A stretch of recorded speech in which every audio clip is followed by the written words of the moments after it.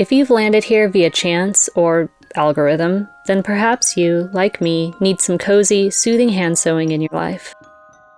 That's well, because shifts or smocks or chemise or camicia or just historical underthings are, in my opinion, best sewn by hand.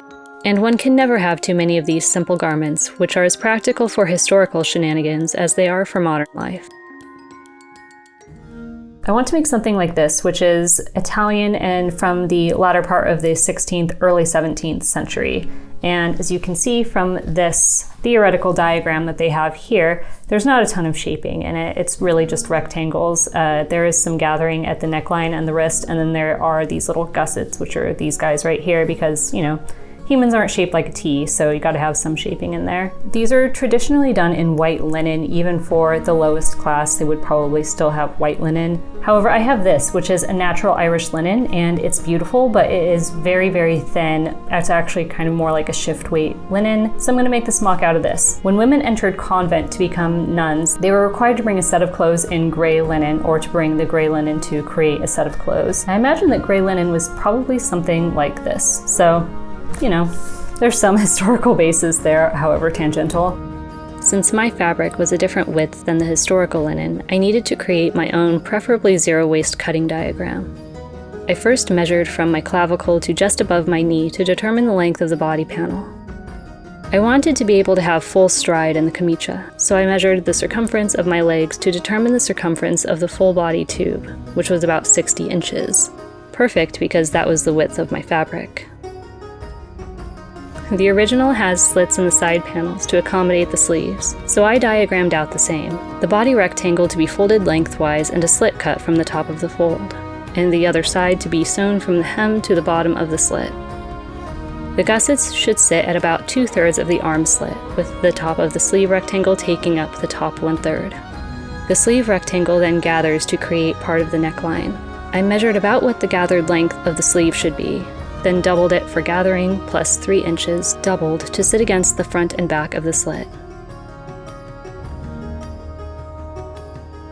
The remaining bit of the fabric will be the gussets and bindings and such. And that is our diagram.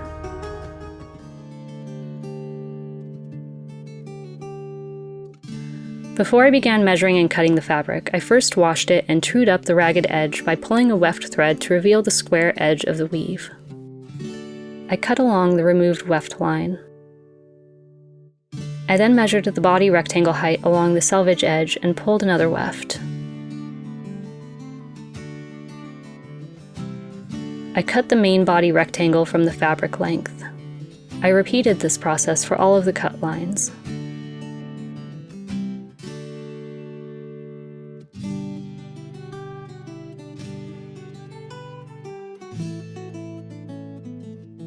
To create the sleeve slit at the fabric fold, I marked the center of the body panel and measured inwards 9 inches and placed a pin.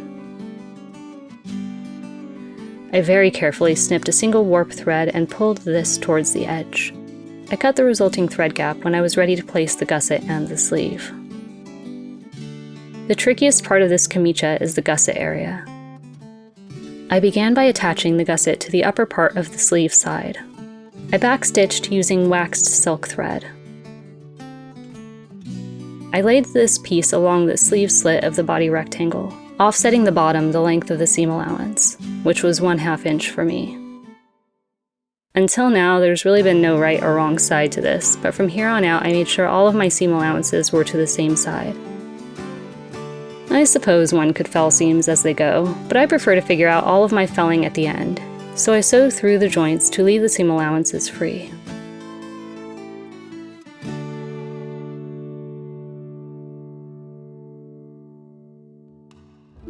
I then sewed the third side of the gusset to the other side of the sleeve slit.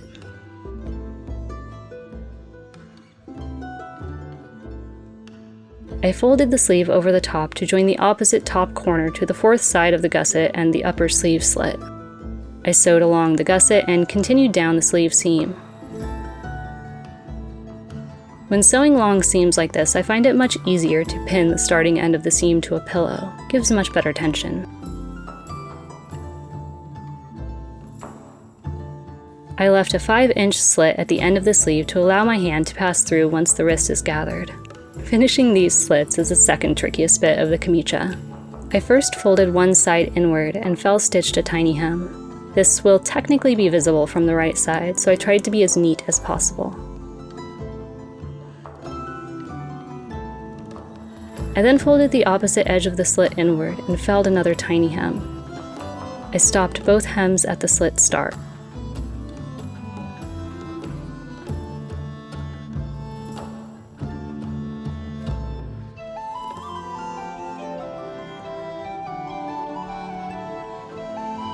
All of the inner seam allowances were fell-stitched to enclose the raw edges, which is like low-stakes tricky. It takes some fiddling and think through, but if something gets felled the wrong way, it doesn't really matter. I cut away half the seam allowance of the long sleeve seam and the adjoining gusset, folded the intact seam allowance over it, and fell-stitched the fold. Because the hems were felled inwards, they were naturally enclosed by the end of the fell-stitched seam. I felled the other side of the gusset inwards.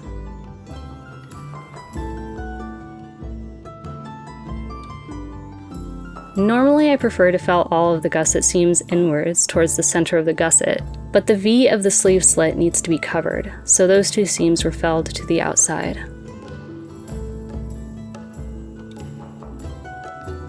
Right up until very recently, any gathered bits of sewing were gathered by hand, and the difference between machine gathers and hand gathers is noticeable. Hand gathering entails running a gathering thread along a single warp or weft at even thread intervals, meaning the threads between stitches need to be counted. A second gathering thread should then be run perfectly parallel to the first at the exact same thread intervals. If done correctly, this should create beautiful, perfectly even gathers. I used a magnifying glass because I'm not that much of a masochist. Running these gathering stitches took 2 full days, and I hated it. I gathered my hard-won stitches to the length of the circumference of my wrist. In modern times, we'd likely use bias cut binding to encase the raw wrist edge, but bias binding is a pretty notorious fabric waste. Therefore, bindings are usually cut on the straight grain historically. I cut 1-inch wide strips for my wrist bindings from my little patch of extra fabric.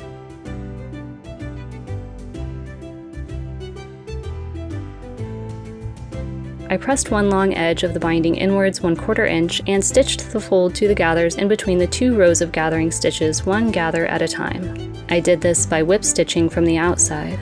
Most historical garments are actually sewn predominantly from the outside, and I kind of prefer this method, most of the time.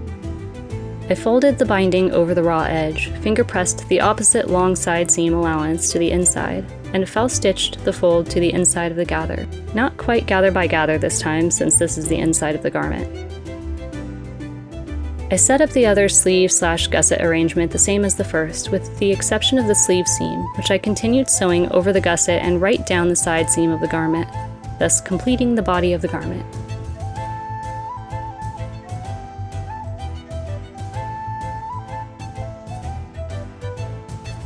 I know there are some other costumers out there, so 3 cheers to the "I hope that footage wasn't important" moment.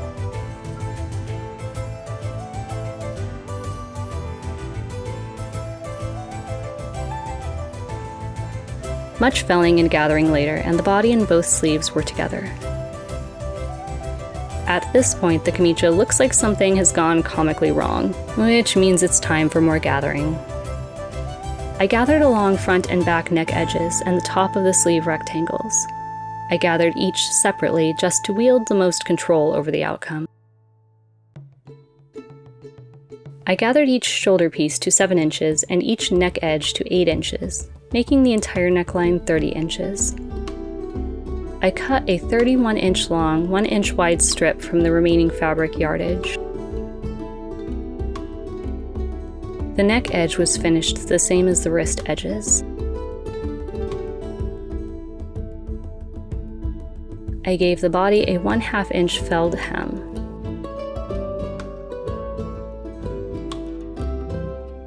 Cloth buttons are also a joy to make. I've found the bottom of a punch bowl glass works perfectly to stencil a circle onto the desired cloth. I then sewed a line of running stitches just inside the perimeter of the circle. I gathered and tied a knot with the starting tail. I flattened out the whole thing as much as possible and sewed another line of running stitches through both layers of the new perimeter.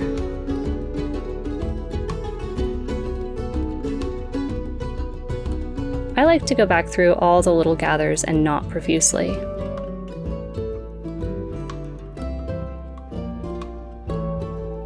I then sewed the button directly to the wrist opening edge, again knotting profusely.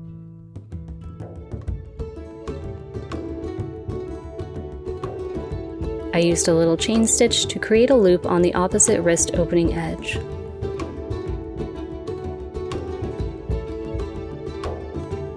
And with only a couple of I hate it moments, we're done. It's a bit poofy, but I love finding creative ways to tame the poof. This isn't 100% historically accurate or anything, but I'm looking forward to tossing it on under some similarly historically inspired garb and frolicking around in the modern world. If you enjoyed this video, I always appreciate a thumbs up. And hit subscribe if you fancy more historically modern-y frippery. I have another cozy video or two in the works, and a larger in-over-my-head project looming on the horizon. Bye!